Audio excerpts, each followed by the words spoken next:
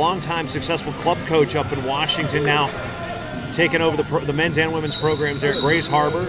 Unique situation, a 2-year school that does actually offer some bachelor's degrees as well in certain programs. So the Northwest Athletic Association of Community Colleges, giving you the rundown of what Grays Harbor, no apostrophe by the way. Oh, by the way, her opponent, Maya Nelson, junior world champion. Okay. Denver, Colorado, Denver East High School, which is right off of Colfax there in Denver. And Zavala, who will be in the All-Star Classic this year, mention that, striking first with 2. She was an WCWA All-American last year for Southern Oregon, transferred to Grays Harbor. Washington native. Maya Nelson, Fargo champion, age group levels. Junior Worlds in Finland.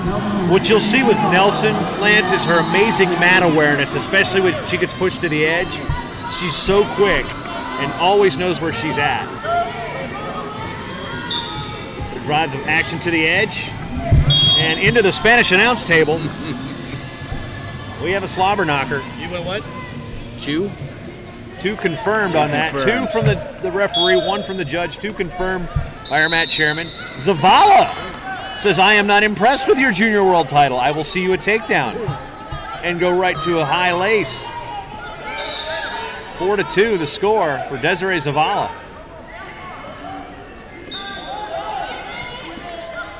And we'll come back up to our feet.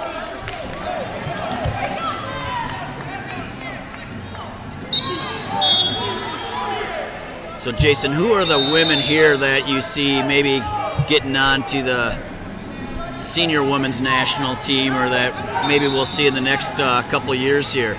Well, we're looking at one of them right now in terms of a credentials, but right now I can tell you what Desiree Zavala is like. You can talk about Maya Nelson's credentials all you want. I'm winning the match right now. She's pretty tough on her feet, isn't she? But yeah, Nelson is one of those here.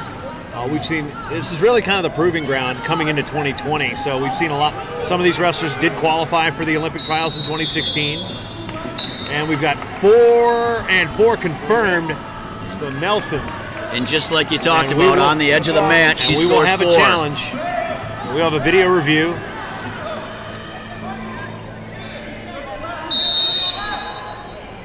So we will have a review. Last action, and we will go to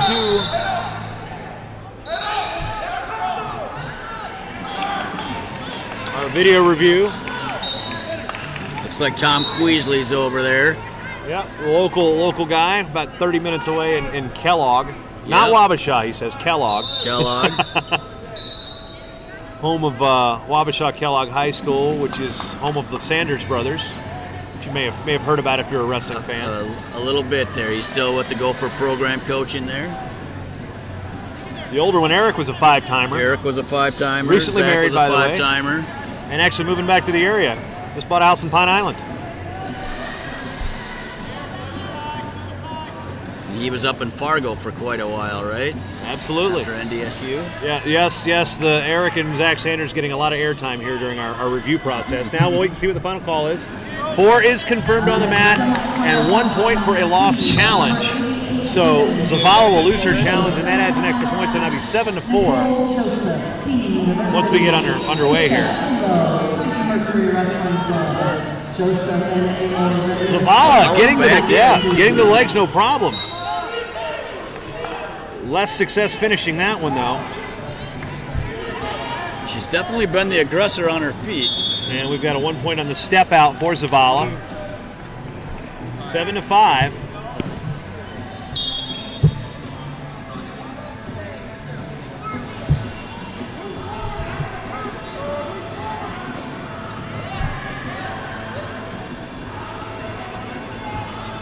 Zavala, 4-time high school girls state champion in Grandview, Washington, where they have their girls wrestling tournament as part of their giant mat classic in the Tacoma Dome. 3, 2, 1. And 2 at the buzzer confirmed. At the end, so 9-5 Nelson.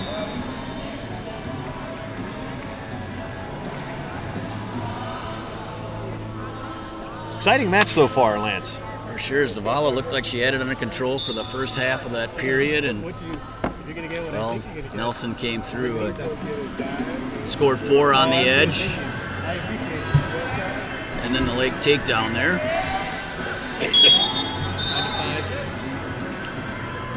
As a matter of fact, Nelson, one of the key components in the first time in U.S. wrestling history that you've had a junior world champion in men's freestyle, women's freestyle, and Greco-Roman all in the same year for Team USA. Yeah, what a great summer.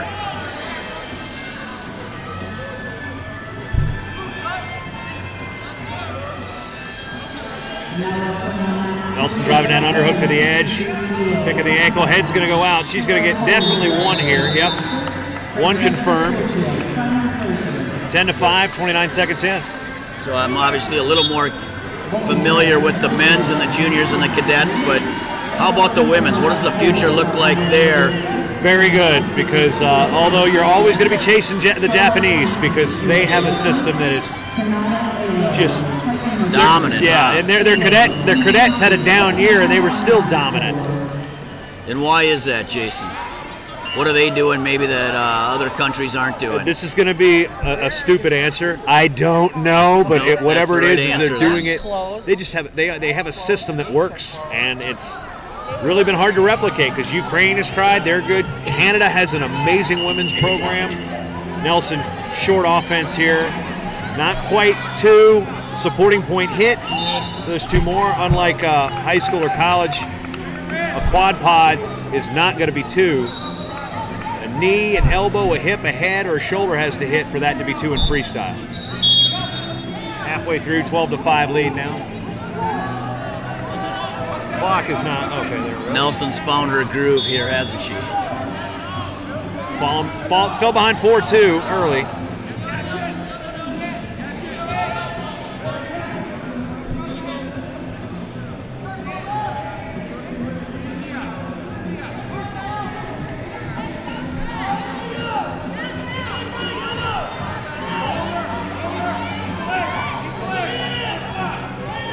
Yeah, it looks like Nelson's found her groove with the short offense.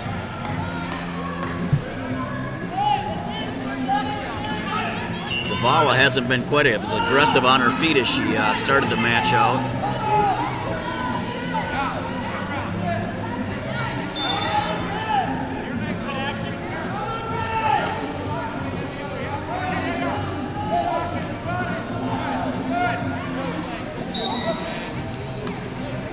Same situation. Nelson tries to limp arm out, goes right back to that snatch single.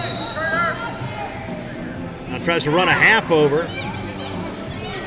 They're grounded right now, and there's 2. White paddle, 2 confirmed. 20 seconds to go. Nelson a point away from attack.